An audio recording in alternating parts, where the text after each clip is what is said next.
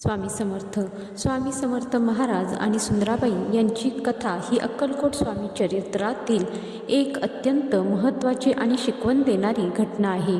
सुंदराबाई या स्वामींच्या सेवेकऱ्यांपैकी एक होत्या, पण त्यांचा प्रवास भक्तीकडून अहंकाराकडे कसा गेला हे यातून समजते. सुंदराबाई या सुरुवातीला स्वामींच्या निस्सीम भक्त होत्या. त्यांनी स्वामींची खूप सेवा केली. स्वामींचा त्यांच्यावर विश्वास होता.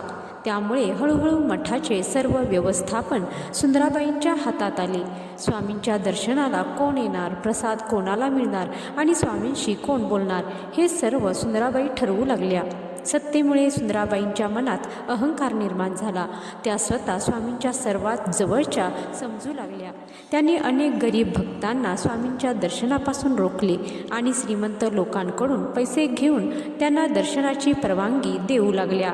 स्वामी सर्वज्ञ होते, त्यांना हे सर्व दिसत होते, पण ते योग्य वेळेची वाट पाहत होते. स्वामींनी अनेक वेळा शब्दांनी किंवा कृतीने सुंदराबाईंना इशारा दिला, पण सुंदराबाईंचा गर्व इतका वाढला होता की त्यांनी त्याकडे दुर्लक्ष केले. त्या स्वामींच्या नावाचा वापर करून लोकांवर हुकूमत गाजवू लागल्या.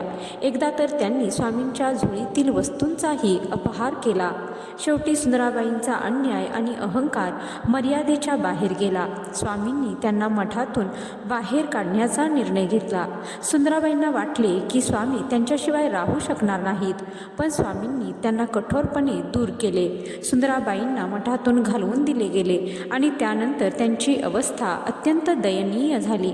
तर मंडळी, यातून आपल्याला हाच बोध मिळतो की सेवा ही निस्वार्थ असावी. भक्तीमध्ये मीपणा किंवा अहंकार आला की माणसाचे अधःपतन होते. गुरूंची कृपा कायम नसते. जर तुम्ही गुरूंच्या नावाचा चुकीचा वापर केला किंवा अहंकारी झाला तर ती कृपा निघून जाण्यास वेळ लागत नाहीत. हे कायम लक्षात ठेवा. जय श्री स्वामी समर्थ.